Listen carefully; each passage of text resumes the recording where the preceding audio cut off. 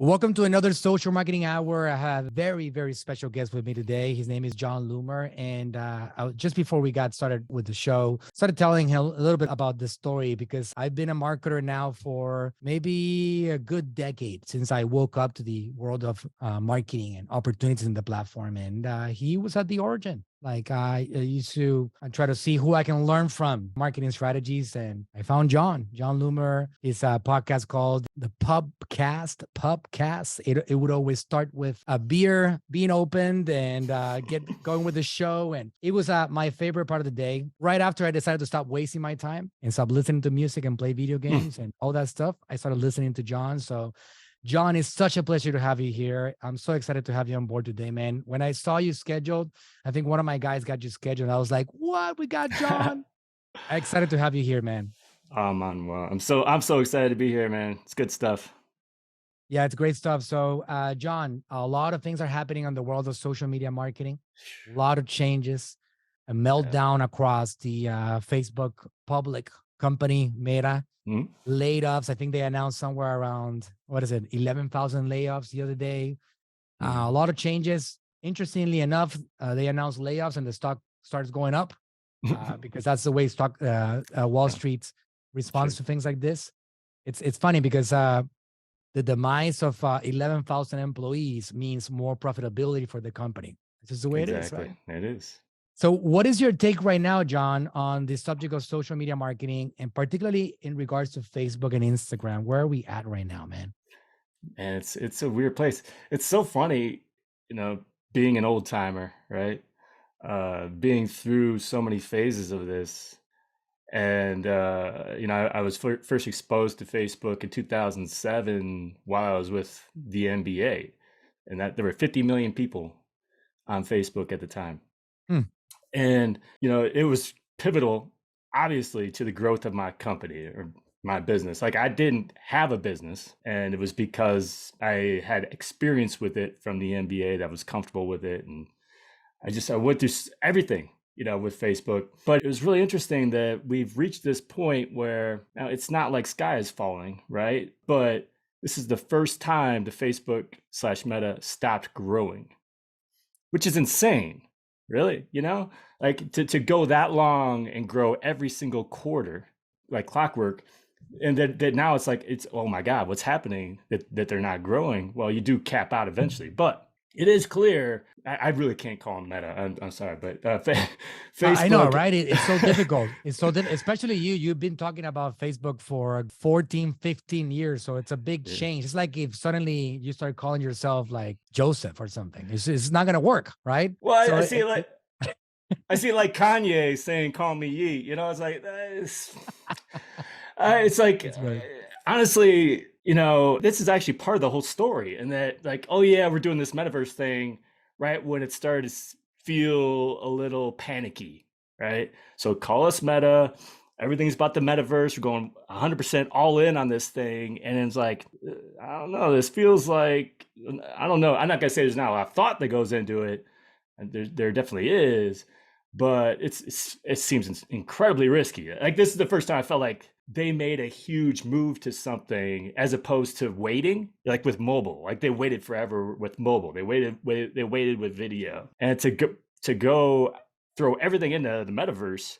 Like, why would they do that? Unless billions of dollars, right? Billions and billions. We're from exactly. Unless there's something they're worried about. So anyway, it's been an interesting journey for me because that's been my 100% focus. Like I've dabbled in other things. I hadn't even really done much in Instagram because I just like my whole thing is I always prefer to be more on the outside looking in. Like I'll write stuff. I'll be behind a microphone. I don't like to be on video. I don't like to be in photos and stuff like that. So anything where it's video or photo, I'm like, I was putting off as long as I could. But really, I think this has created an opportunity, the uncertainty about Facebook, Meta, the uncertainty about Twitter right now. Everything's just kind of blowing up. And it's like, okay, well, what are we going to do? And I think whether it's TikTok or not, I mean, short form video is like, you got to learn this media. You got to learn this format. And that's something I put off far too long, and I'm glad that's actually one way I'm using Facebook and Instagram now that I wasn't before, is creating that kind of content. And it's actually kind of depressing in a way, because I get a lot of people commenting. First of all, it's amazing. Like they'll say, "Oh, you meant so much to my business. Like back in 2014, I haven't seen you in years." And I'm like, I've been here. I've been creating content. It's just that I haven't been doing it the way that Facebook wants me to, so they haven't been seeing it. So anyway, that's my biggest thing with Facebook and Instagram right now, is I'm using it in different ways that I haven't in a while. But That's right.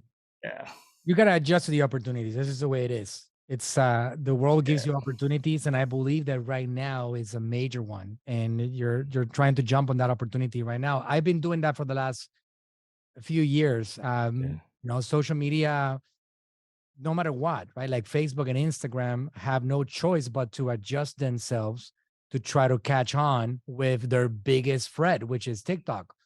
I don't know if you heard that. I'm sure you did, John, but recently TikTok, for the first time ever, became the most popular website on the world. And that has never happened to Google. Like in 15 years, Google has been at the top. So for somebody to do that and overtake Google, it tells you what this threat has become to them. It's inevitable, but it's how they mastered the process of like this short form vertical content that everybody's now trying to catch on, and Facebook is feeling it. So that's a lot of changes have happened in the last few years, and I think that one major one is how Facebook and Instagram right now have had no choice but to start feeding the organic content more. And now we have an opportunity. Like you said something that I have been here all along. I just haven't been doing what Facebook was flowing energy to, right? What Facebook was actually showing to people.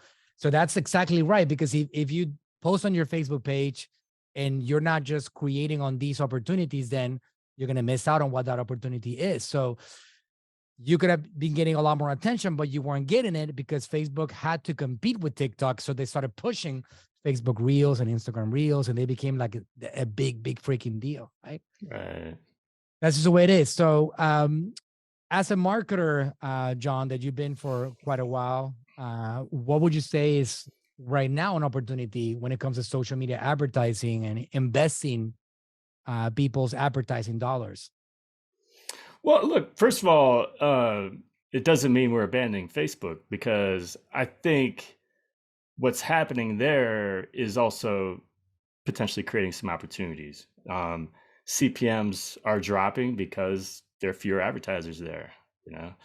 I think that some of the Facebook seems to be realizing that they need to innovate there as well with their advertising. So some of the biggest changes there just over the last few weeks, bringing back 28-day click attribution, that's a big deal. Being able to compare those attribution windows again, like we did prior to iOS 14, getting the breakdowns of conversions by like placement and whatnot. Some of these things that may seem like nothing to a non-marketer, but for us, anyone who was advertising on that platform, once iOS hit, I'd contend just the loss of 28-day click was the biggest negative impact. Well more than like all the opt-out stuff. And John, why did they remove that 28-day window to begin with? Is that part of because they wanted to get quote unquote more accurate numbers to entrepreneurs? Yeah, I don't know if I saw a detailed explanation from the company, but I think underlying was an uncertainty in the data, right? They obviously pulled back on a lot of stuff during that, because they're caught flat-footed when this all went down. They were out of control. They didn't know what to do because they knew they had to follow these rules, and they had to follow them quickly. And so I think they kind of over-adjusted. And one of those things they over-adjusted out was 28 to click. Now, also keep in mind, like initially, they moved to 7-day click only. Like they even removed 1-day view attribution from the default. So I think it was this kind of over-adjustment, uncertainty of how they're going to handle, like how accurate the data was going to be that they're going to have. But then over time, I think their modeling they got more comfortable in. That's why they brought back one day view. And I still haven't even seen an official announcement from Facebook on the 28-day click stuff of like why they brought it back. But I assume one of two things. First of all, it may have been related to the modeling, but it's like not everybody's on an iOS device also, right? So, and not everybody's opted out who is on an iOS device. So that's where I never really understood taking away 28-day click. Because let's say that you had, I don't even know, but if you had no data whatsoever on anyone who opts out on an iOS device post 7-day click, why would you throw out everything as a result of that? Like if you're going to tell me that maybe 10% more conversions happened from people who are not on an iOS device or opted in to tracking, but you're just not going to show it to me anymore because it's not complete. I mean, that just doesn't make any sense. I mean, that really was hurting advertisers in terms of telling their clients how many conversions they got and like the work that they're doing for them. If you can't even report, even if it's incomplete data, like I'm responsible for that. I want to be able to tell them I'm responsible for that. Right. Right. So anyway, it's a little unclear, other than an uncertainty of the quality of the data, why they got rid of it. But I'm definitely happy to have it back. Of course. Now, for those of you guys that are not marketing nerds like me, and so the attribution window is basically that period of time since somebody engages with an ad on Facebook or Instagram, and when does the dashboard show that purchase it was actually connected to that ad right there. So historically it was 28 days and a 7-day view, right, John? Was the original? It's 28-day click, 1-day view. Originally, so 1-day views, where somebody saw the ad on Facebook and went to the website and purchased, the dashboard will show that conversion if it was happening in that first day. If somebody saw the ad and purchased a few days later, they never clicked on it, then you wouldn't see any conversion. That's just been different windows. So obviously Facebook had no choice, because a lot of people were abandoning the Facebook ad platform over the last year or two because the data. So for those of you guys that live under a rock and you don't know what Apple did with iOS 14, now they're prompting people to opt out. And it's crazy, John. I don't know what your thoughts are on this, but it became very clear to me. And here's my take on it. And it's a little controversial, but it became very clear to me that Apple doesn't care about privacy.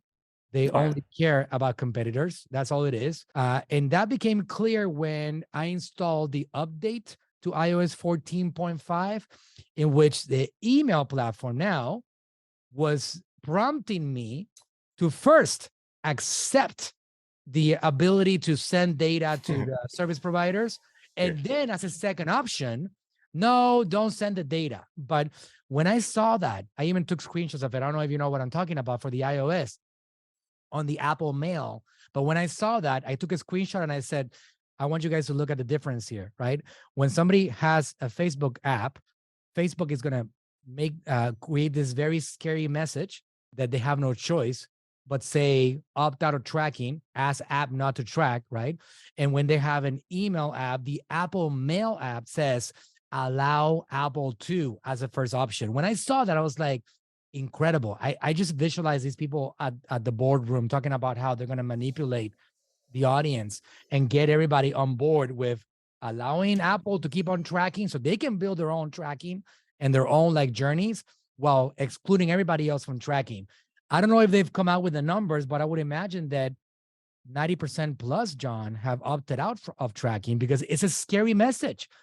Isn't it only the crazy people like you and me that want to actually get targeted ads? Like, I don't want to see stupid ads on makeup and toys. I want to see ads of other marketers. I would like to see John Loomer showing me an ad, selling me a course or something, instead of seeing like a stupid little American Idol like show or whatever I don't care about, right? So I would imagine that the marketers say, they go down the option that say, yeah, allow me, like allow people to track me. I allow everybody to track me. And then I go, but I jump through those hoops because I want to get targeted ads. But I would imagine that the great majority of the population feel like, oh my God, that is so nice of Apple, that they want to protect our privacy and they want to make sure that we are not being served stupid ads that are targeted to who I am and what I want and what I don't want. I don't know what your thoughts are on that, but for me, it's like crystal clear. Apple trying to dominate the media, Apple trying to control the audience and trying to like mess up everybody else. Absolutely. I think this is a business decision that's more about, and I can say they don't care about privacy at all. I don't know, but there's absolutely about competition and revenue, and it's a business decision.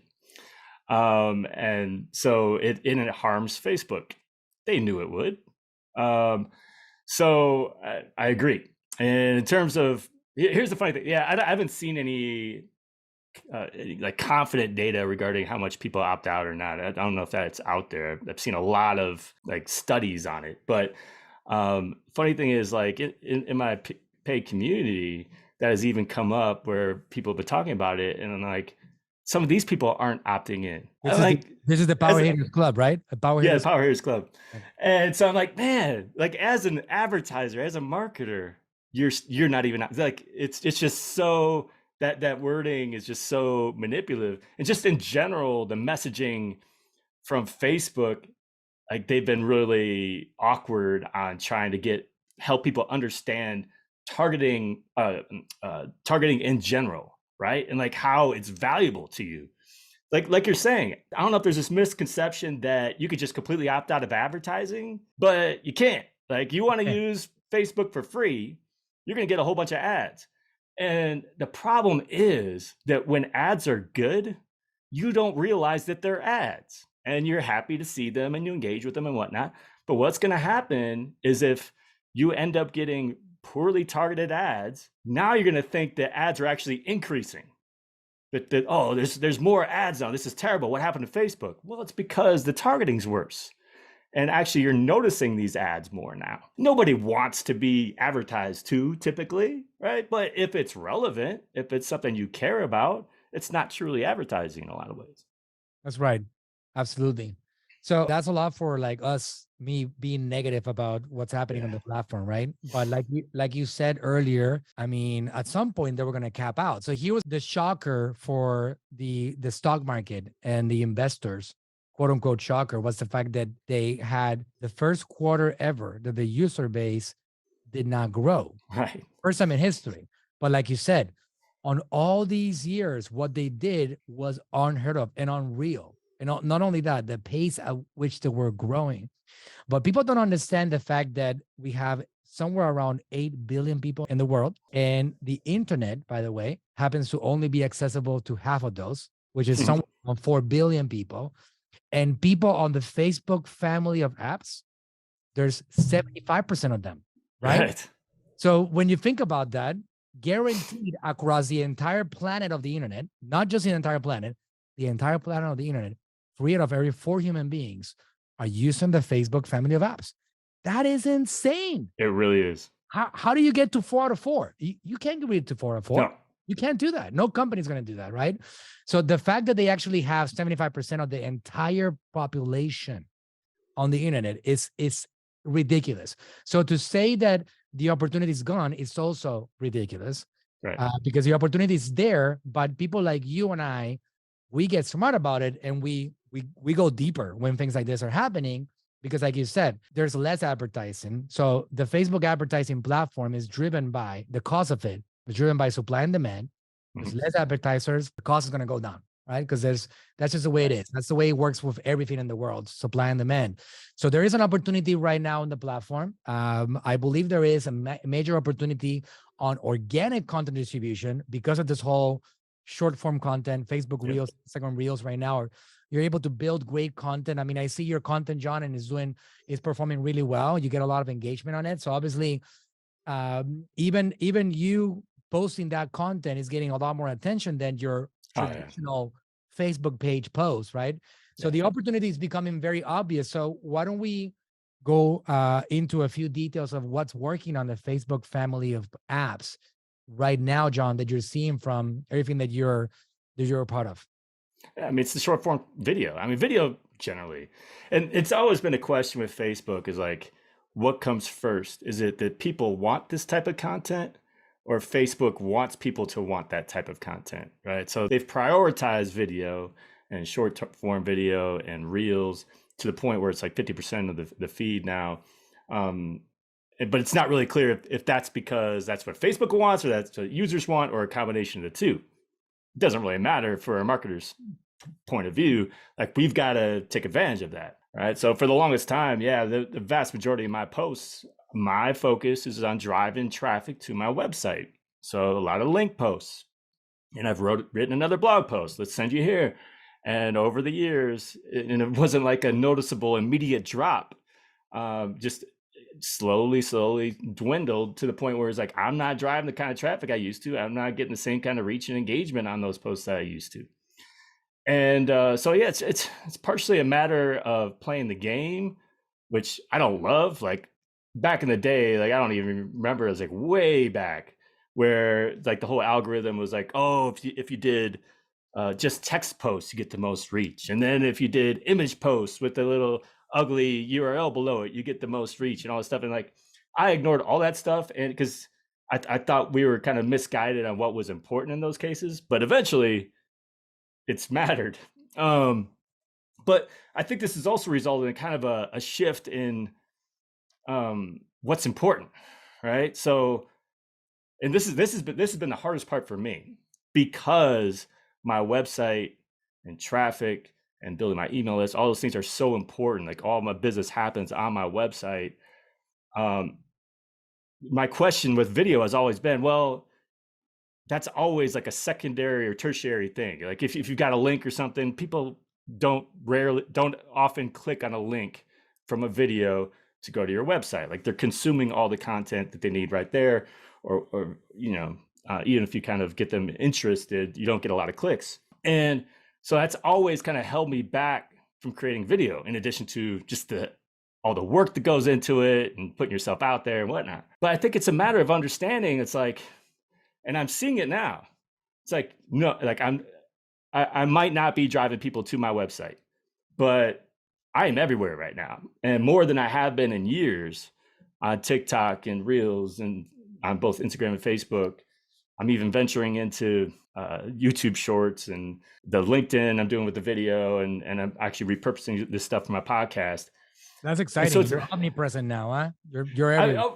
That's the goal, right? So I would say I'm omnipresent. I'm much more so than I have been over the past 5 years, right? And that's so now it's like, what I had lost was not just the traffic started dwindling, but people started to think I disappeared, and I was no longer top of mind when it's like, oh, if you have this problem, Facebook ads related.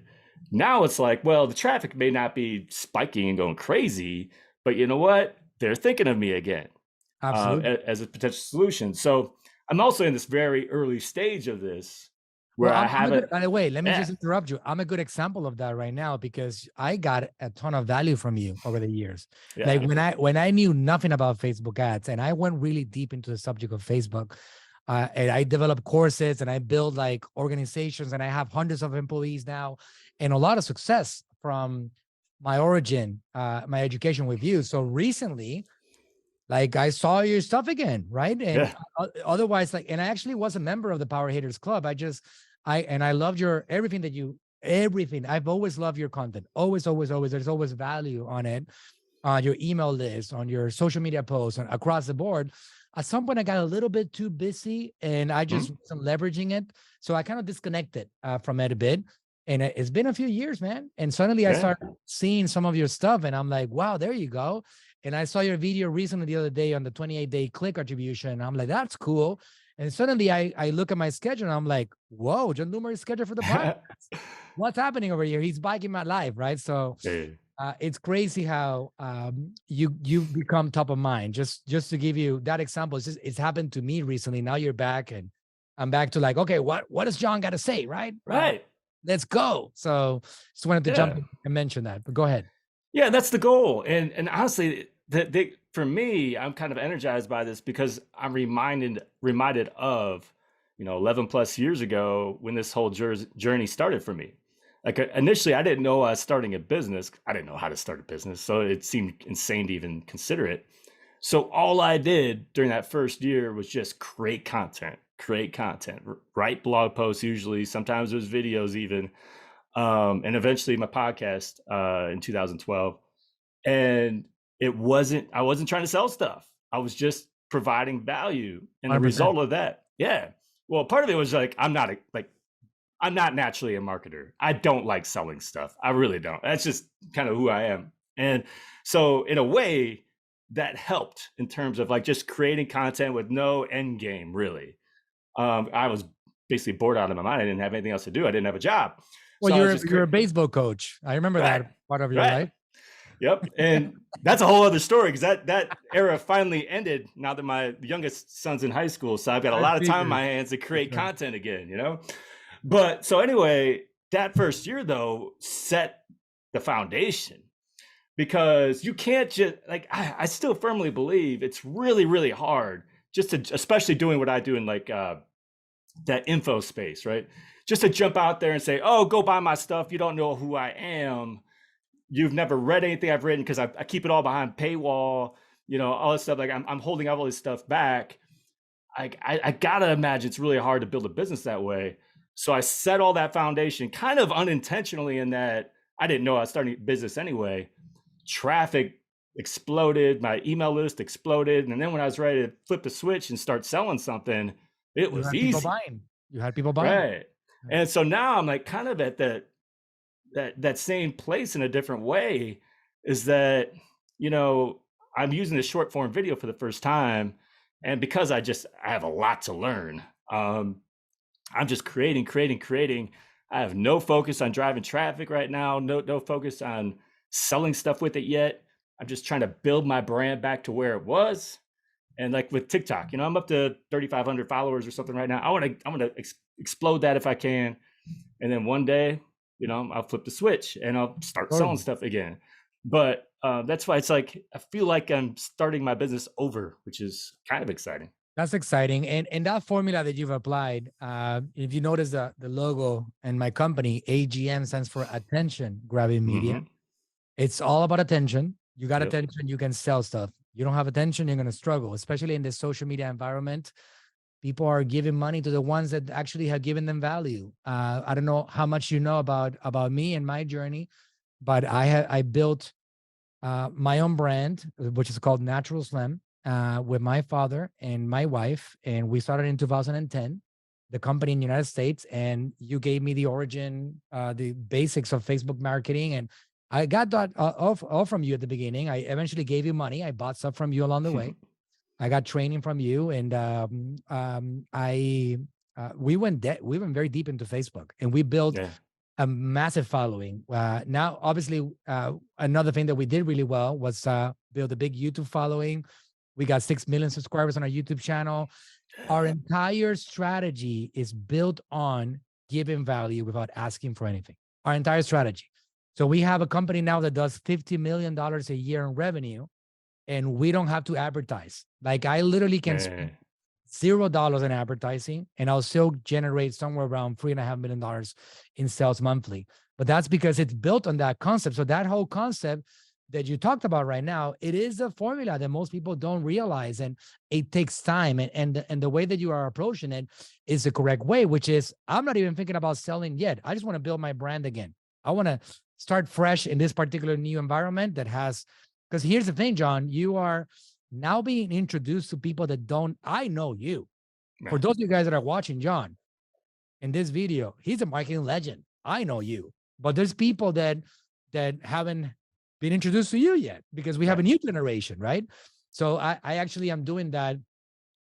There's a friend of mine, one of my original mentors also on the e-commerce world. His name is 𝗙𝗢𝗟𝗢𝗪. I don't know if you heard about him before. He's I don't think so. he's a incredible marketer. Yeah. He's never been in front of the camera. He's always been behind the camera, and he does webinars. He's actually known as the webinar king. Like there's nobody in the planet that has sold more on webinars than 𝗙𝗢𝗟𝗢𝗪. To give you an idea on how big of a deal this guy is, he did one webinar last year in which he sold $67 million in one single webinar. Incredible, right? There's nobody. He has a reputation in the field of marketing legend. He wrote a book called One to Many, in which he teaches people how to do webinars and how to sell on them. But people in this industry, in this world, they don't know who the heck he is because he hasn't been in front of the camera. So now he's building his own world again. And he's like, you know what? I'm hungry again. I want to get on social media. I want to do that. So he's growing his YouTube channel, Facebook, his Instagram, his TikTok. He's going in. But if he doesn't go down that route, then you are going to slowly but surely disappear, because then people like me, John, we die at some point, right? And the ones that remember John Loomer, they just forget about John Loomer, right? Dude, it's absolutely true. And because it was such a gradual thing, it didn't really hit me until really this year, where it's like, hell, I'm in trouble, right? But what's funny is, like, this is kind of a unique problem. It's a unique problem in a way you want to have. It's because of longevity, right? So I created that business, everything exploded, but I have this young family. I don't want to be traveling the world and speaking all over the place at that point. Like, what I want my business to do is help me spend more time with my kids and coach their baseball teams and do all that business. And so basically, once everything exploded, and you go through this period of time, it's like, oh, what software should I use? And you're using all this different stuff and trying all these different things. You're like, okay, let's slow down, right? I need to create a system. I need to make this as simple as possible. I want to work less and at least keep making the same amount of money. If I make more, great.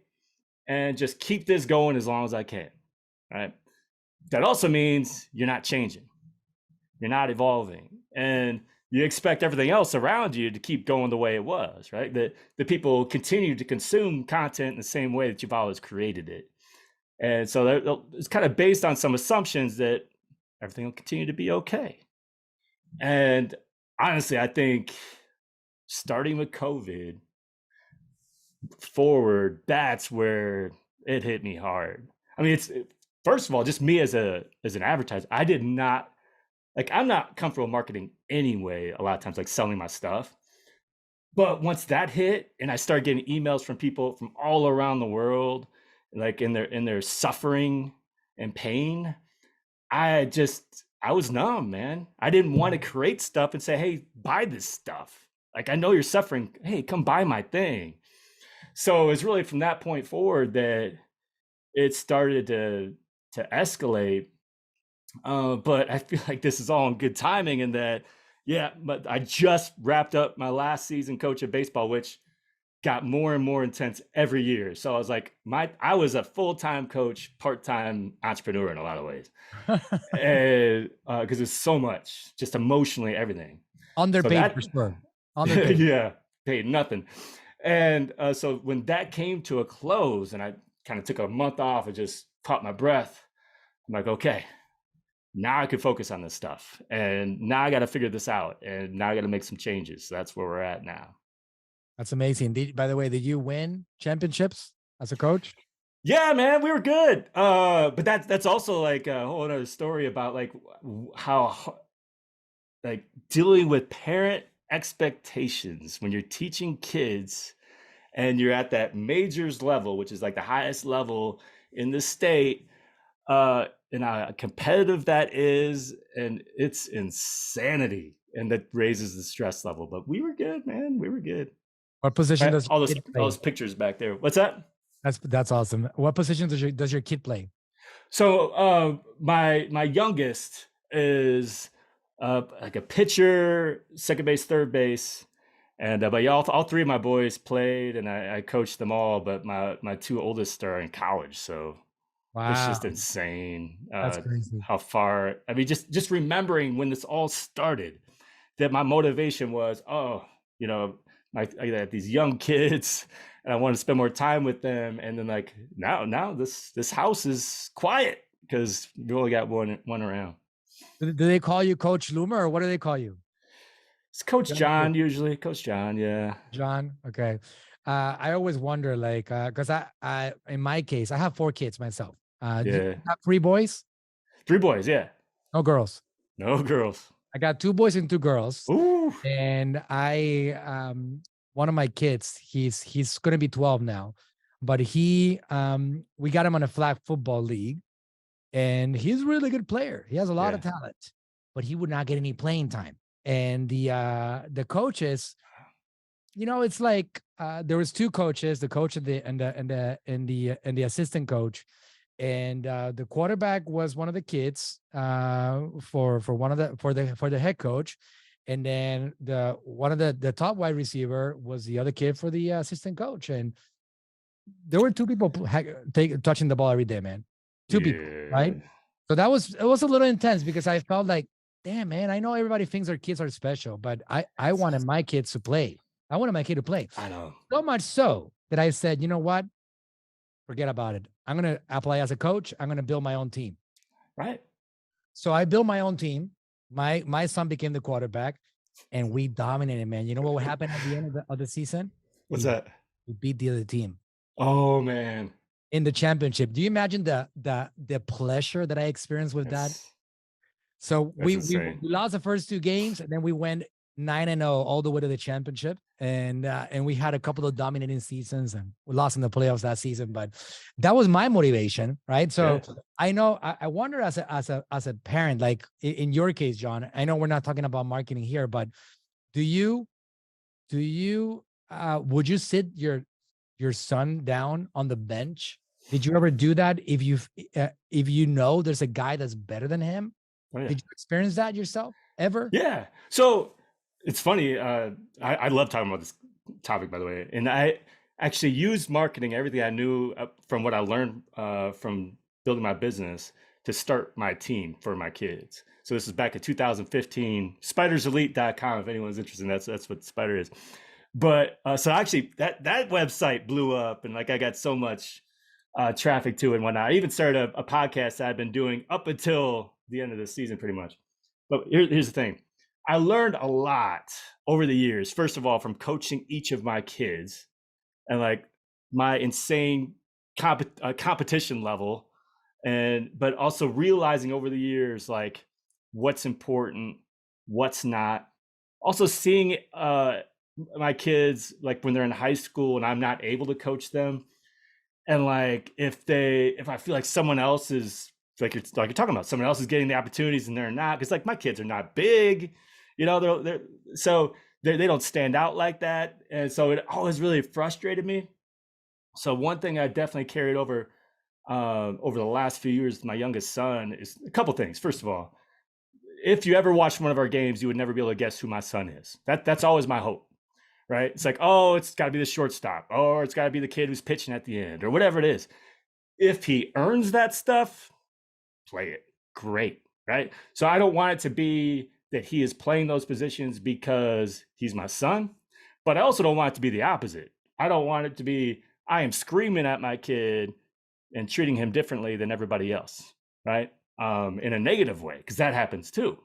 It's like a lot of coaches like, oh, we don't have daddy ball here. I treat my kid worse than everybody else. And like, they're like proud of it, Like, no, if he doesn't deserve time, he's not going to play, but I'm not going to treat him worse. Right. But the other thing I learned like over the years is like, you're on the team. Everybody should play. And that's the other thing, like it's a really difficult balance that I had. Like the more competitive we got, is like, we definitely did things in a really unique way that no one else did. Like we always batted our entire lineup. We had multiple, like everybody played both infield and outfield. We rotated guys through. We were always trying to win, but we did it in a way that all these kids were developing because you know what? End of the day, they need to go to high school. They need to make a team there. And they're never going to look back at these days and say, when they're trying to get trying to be recruited for college, say, hey, look at my stats from 13U or whatever that is, Right. So it's like, it's trying to be competitive while balancing all that out. And we did it pretty uniquely. And I was pretty proud of that. That's awesome. Okay. Yeah. That's a good way to approach it for sure. Not make the son, obviously your son, and also it's equal treatment. That's the way it should be. That's awesome. Absolutely. John, so as we're wrapping up this interview, what are a couple of are there new features on the Facebook world, just going back to your forte, that we should pay attention as advertisers? I know we got the 28-day window back, which is going to allow us to see better results on the dashboard, which is good because then you can see, oh, wait a second, it's working. Let me put more money on it.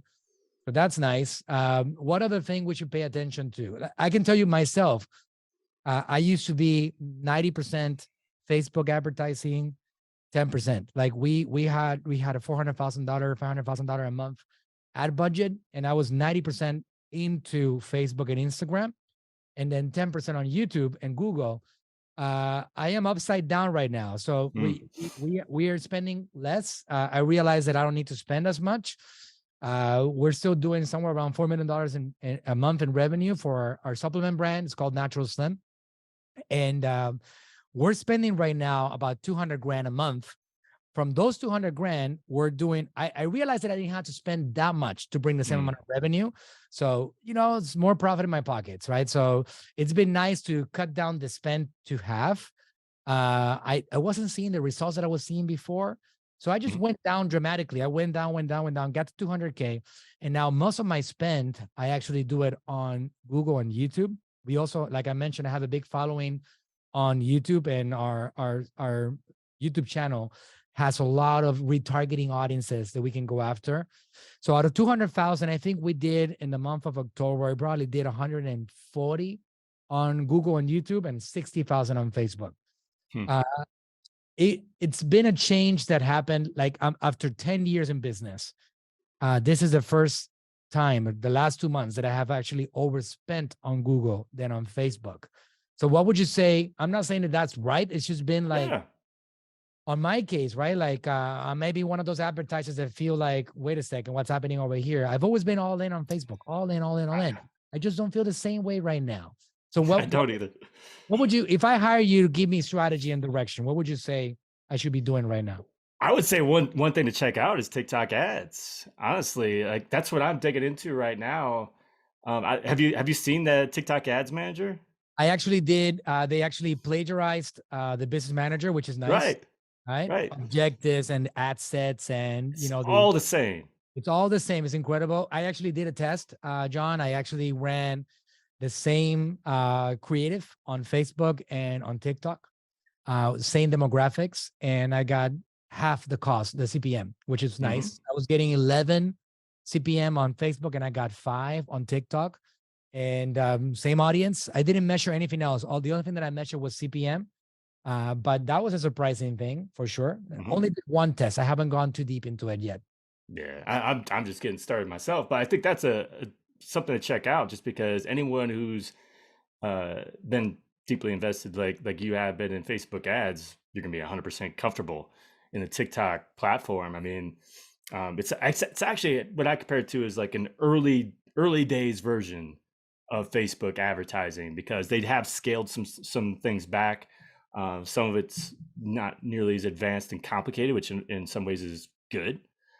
But it's all set up the exact same ways, right? So that's the first thing I check. But like, look, Facebook ads, the one thing I'd watch out for, and I'm not even saying is bad, but this is the direction that they're going, is automation, trusting the algorithm, and not really knowing what's happening beyond your final results, right? So the examples with that would be like your audience expansions, like I'm telling you, I want to target this group of people, and Facebook saying, well, okay, you can, but we're also going to expand it and show it to other people beyond that audience too. We're not going to tell you how much we expanded it or what your results were for the people who expanded it to, things like that. So that's happening. This automated, optimization of your ads. So like it'll move like your headline to your description, and your description to your headline, and things like that. Like dynamic creative, or what? It's kind of like that. Basically, so there's this collection of adjustments that they can make. So let's say, and so dynamic creative would be you provide up to 36 assets that includes your headline description, like multiple options of headlines and descriptions and text, primary text, and then images or videos, whatever, and they kind of mix and match. And then, but this is like you could provide just one headline, description, and primary text, and Facebook's gonna say, you know what, this person is more likely to respond to that headline as your primary text. We're going to move that there. And you know what? This you provide an image, we're going to turn that into a video just for this person. But you never really know how often they're making, there's a lot of tweaks like that. You never really know how often they're making those tweaks, how successful those tweaks were. You just kind of like, you're losing control to it. So this isn't like an endorsement at this point. It's just a matter of understanding that this is the direction it's going. I do think that generally, I would say, 5 years ago, I would not be all in on that, telling you, yes, go broad audiences, trust the algorithm, all that kind of stuff. It does seem to be getting smarter, especially for e-com. I still don't think it's ideal for people like me who, sometimes I don't want to sell something. I just want you to read my blog post. And then the only way to do that, for the most part, is a traffic campaign, which sends traffic to my website. And if someone clicked the link, that's all Facebook cares about. They don't care if they've read for 2 minutes. They don't care if they click multiple links. They don't care if they end up coming back later on again. Like, I want quality visitors, right? So Facebook's so ultra obsessed with and focused on e-com, like quality of engagement is just not even a consideration for them. So that includes really like videos too. So a point being, if you're e-com, go broad, start trusting some of these automations more than you probably have in the past, because the system does learn from other. If you're in a certain category of business for e-com, the system learns from people's engagement with that same category, even if it's a different brand. But that trust, I lose a little bit for my type of business, but that's what I would say for any type of e-com business. Well, yeah, because in your case, like when you think about our supplement brand, show me one of those products, Herbert. Show me one of those products. So when you think about a supplement brand, for example, this is so broad because like these are gummy bears, right? So anybody can be an audience for this, but we all want things that are good for our body or whatever it is. It's so broad. But in the case of like a marketer, it's a small niche of people that are in need of marketing help and guidance and Facebook ads and business strategies, etc. So just to emphasize on what you said, with a product like this, right? E-commerce brands that we have products to sell on the internet, you want to stop maybe going after micro audiences. And I think there's a place for micro, right? So the remarketing for like abandoned cart, people who are on your email list, stuff like that, you should keep doing that stuff too, right? But as far as like getting really focused on, what interest should I target? No, I don't think that stuff matters nearly as much as it used to for something like that. So maybe age ranges, yes, that's important, right? You're not going to go and target as like, I don't know, a 20-year-old that doesn't care about their health. You want to find the right audience that makes sense for you. But the interest, what Facebook calls the core audience, is not what it used to be, because they're going to go broad and they're going to try to help you find people. And again, it's all about traffic for them. They want to get you traffic to your website. Maybe not the quality. They just want to get you the traffic. Is that right? Well, no. Well, I think the difference here between what we're talking about with e-com and with my business is like, if you are optimizing for a purchase, then Facebook is focused on that. Like, if they're not able to get you purchases, then they know that the campaign's not succeeding, right? There's no matter of, this is a bad quality purchase and this is a high quality purchase. For the most part, you can optimize for value as well. The point I was making was regarding traffic. If you optimize for link clicks and landing page views, Facebook doesn't care what they do after that. But I care. Like, I care. I hope these people are heavily engaged and if they return. Like, if they buy something, register, great. But they're like all these other things that they can do as well that Facebook doesn't care about. But when it comes, that's why e-com's a little bit easier. And then it's like the algorithm knows whether something's working or not. You can trust it because it's like, is it resulting in the purchases, that thing that you want? So yeah, I think that's where it's actually effective these days. Amazing. John, well, thank you so much for your time. It's been great to have you here on the show. We might have to do this at some point in the future, going in a little bit more into technicalities of the platform. And I know you have endless value to share. If somebody wants to connect with you, John, I know that they can follow you now on social media and you're doing all these reels. But if somebody wants to maybe get more hand holding from you, I know you got the Power Hitters Club. Tell them a little bit about what you have going on and how they can connect.